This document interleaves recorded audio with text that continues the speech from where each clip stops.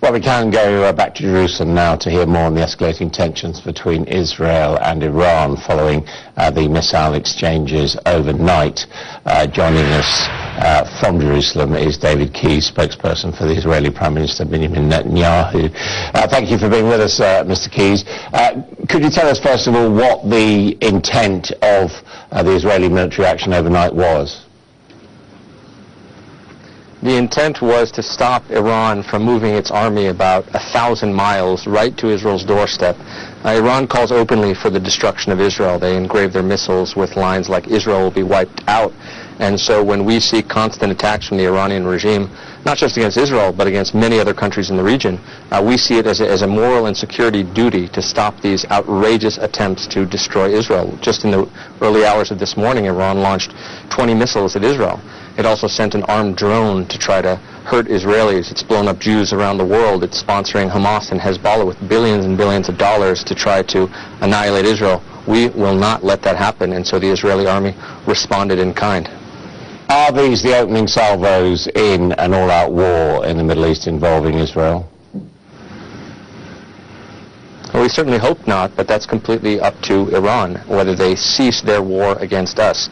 Israel is responding to outrageous and aggressive provocations from the Iranian regime. Any country which would see an enemy like the Iranian regime, which openly calls for our annihilation, would be forced to respond. So when we see the transfer of advanced weaponry through Syria to our doorstep, when we see Iranian militias coming at Israel, when we see massive amounts of arms that are being aimed at our civilians, it is incumbent upon us to respond, and that's exactly what Israel did and will do with not an insignificant amount of force.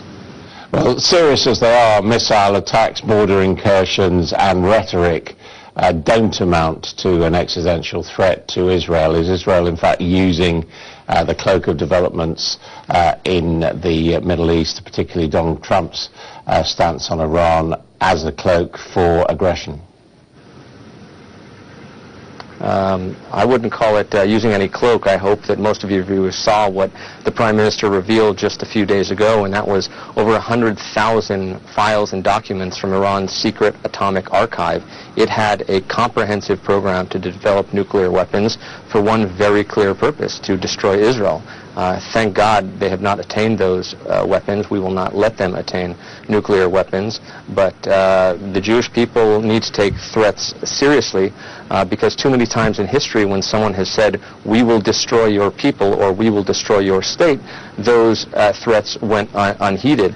But Israel is taking them very seriously at their word, because that is the clear intent of this regime. They are supporting terror all throughout the Middle East with one express purpose: to destroy the state of Israel, and we will not let that happen. As you know, many European governments looking at the presentation by your Prime Minister did not feel that he had produced new evidence of a clear and present danger towards Israel. Well, I can tell you one thing. 100% of the people who said that there was nothing new in this secret atomic archive had not seen it. This is an immense amount of material that shows a very clear intent to develop a nuclear program, and this was methodically and meticulously that we already knew about in a warehouse. The question is whether it's pertinent. Undoubtedly there was new information produced, but did it tell us anything new? Yeah, it told us an immense amount that was new. What it told us was that the moment that this deal sunsetted, that the clauses that restricted certain developments went away, Iran would begin producing an arsenal of nuclear weapons. And instead of enough enriched uranium for one bomb, in a few years they would have had enough enriched uranium for 100 nuclear weapons, if not more. So this was clear intent. How many times had Javad Zarif or Hassan Rouhani or the Supreme Leader Khamenei denied that they had ever had a nuclear program? And here we found absolute and conclusive proof of a secret nuclear weapons program that they intended to restart. That's why they hid all of this material. We had diagrams and original Iranian blueprints and even simulations of nuclear explosions for one express purpose, and they say it over and over and over again, and that is that they will annihilate Israel. That is outrageous rhetoric, and it needs to stop.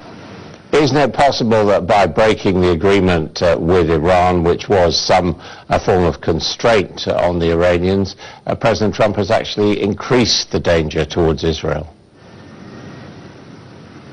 No, the opposite was true. This deal was so good that the Iranians had no actual incentive to break it in a flagrant way, because they knew that if they simply waited out the clock, they could have the ability to enrich enough uranium for an entire arsenal of nuclear weapons. Of course, this deal did nothing to stop Iran's aggression in the region. It only unleashed this tiger, which was attempting to devour one country after another.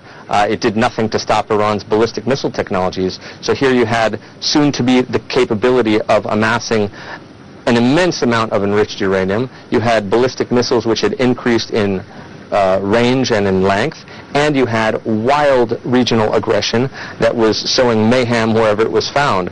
And so this was a perfect storm. Had this deal continued, Iran would have been absolutely well placed to create an arsenal of nuclear weapons. That's not in our interest, that's not in the region's interest, and it certainly isn't in the world's interest.